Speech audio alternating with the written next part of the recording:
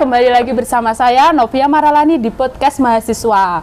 Nah, kali ini sudah ada tamu di samping saya, yaitu Firdawati yang berasal dari Klaten dan salah satu mahasiswa di Universitas Tunas Pembangunan Surakarta dengan prodi Pendidikan Kepelatihan Olahraga semester 4 ini. Nah, kebetulan Firdawati ini adalah salah satu mahasiswa yang mengikuti pembinaan prestasi ataupun PP senam aerobik.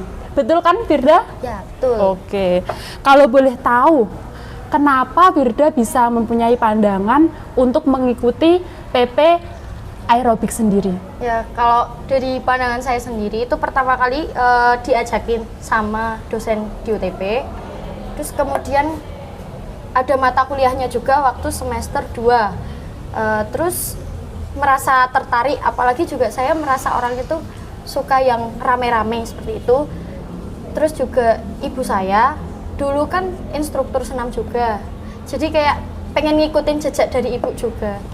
Dan kan juga kalau kita bisa ikut senam aerobik itu relasinya lebih banyak gitu menurut saya. Oke, berarti sudah kenal dengan senam aerobik sendiri udah agak lama ya, dari ibu sendiri. Iya, dari ibu sendiri.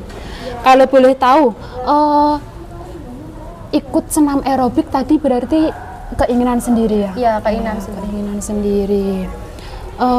Pertama kali belajar senam aerobik di mana kalau boleh tahu? Kalau pertama kali belajar itu mungkin dari sini ya, untuk pokok pembelajarannya tuh dari UTP ketika saya ikut aerobik. Tapi kalau misalkan kayak iseng-iseng itu ya kalau di rumah dulu waktu SD kan ibu masih senam juga, sering nyalain di CD. Iya. Nah itu sering ikut sama ibu. Berarti di rumah gitu ya ibu ya? Iya. Oke. Sejak SD malah? Iya, Oke. sejak SD. Oh iya. Kalau sekarang apakah Firdawati juga aktif ikut latihan rutin?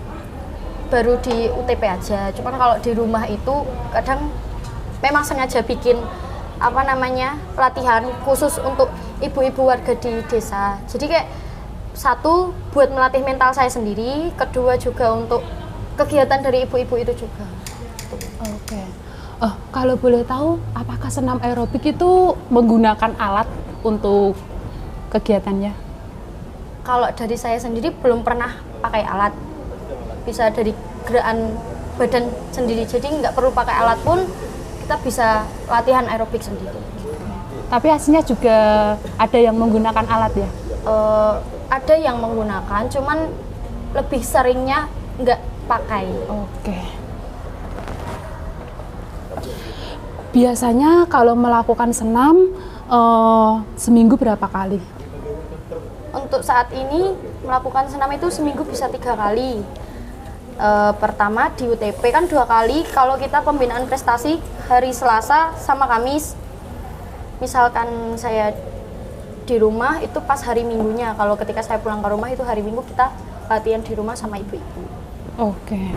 Ya Kak, oh iya Fir, kalau boleh tahu Firda minat menjadi instruktur atau hanya ingin menjadi peserta aja? Kalau saya pengennya jadi instruktur, soalnya kalau saya kan dari PKO, kemungkinan bakalan jadi guru.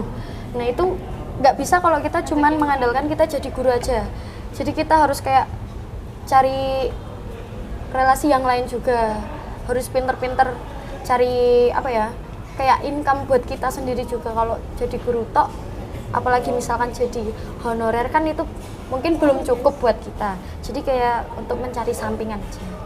Selagi ada peluang ya? Ya, selagi ada peluang, ya udah kita jalani aja. Entah itu di senam atau kita di les-les yang lain, dijalani aja. Oke Fir. Oh iya, kalau boleh tahu kan biasanya dalam senam aerobik itu ada 3 gerakan ya, saat kita melakukan. Biasanya di awal itu ada pendinginan, ada pemanasan. Pemanasan maksudnya, kemudian inti dan yang terakhir yaitu pendinginan. Oh iya. Untuk gerakan-gerakannya itu apakah beda atau sama? untuk gerakan itu sendiri mungkin masih sama, cuman kayak ritmenya ya, kalau ritmenya mungkin tetap sama juga, tergantung dari apa ya namanya, kayak yang kita senam sama siapa. Kadang kan ada yang senam sama lansia, ada yang remaja, ada yang ibu-ibu, seperti itu. Berarti semua gerakan itu tergantung dengan pesertanya ya? Bisa jadi seperti itu. Oh iya, kalau boleh tahu berarti tadi Firda juga udah ikut mengajar di rumah? Iya, di rumah. Ya itu buat melatih mental. Kalau kita jagain di kampus aja kan kayak ketemunya cuma teman sendiri kan. Cuma teman sendiri. Kalau kita kayak di tempat lain kan biar terbiasa. Dan Jadi, bisa membentuk mental kita juga ya? Oke. Oh iya, kalau boleh tahu juga apakah senam aerobik itu ada perlombaannya? ada, cuman jarang terjadi. Tapi ada perlombaannya. Biasanya kayak yang dinilai itu kekompakannya, kayak kostumnya. Kan kadang kalau kita senam aerobik ada tuh kostumnya yang aneh-aneh tuh ada. Oh iya, selama ini apakah Firdawati juga sudah pernah mengikuti perlombaannya? Kalau untuk lomba belum, baru di sini kita masih belajar juga sama teman-teman.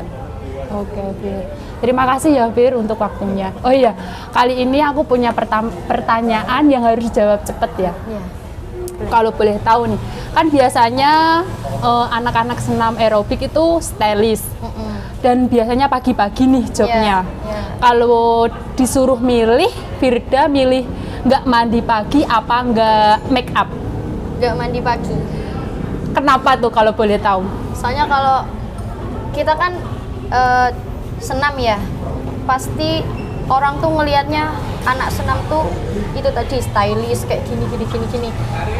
Sebisa mungkin ketika kita dimanapun tempat itu penampilan harus nomor satu dulu, karena itu pasti bakalan jadi penilaian pertama kayak gitu.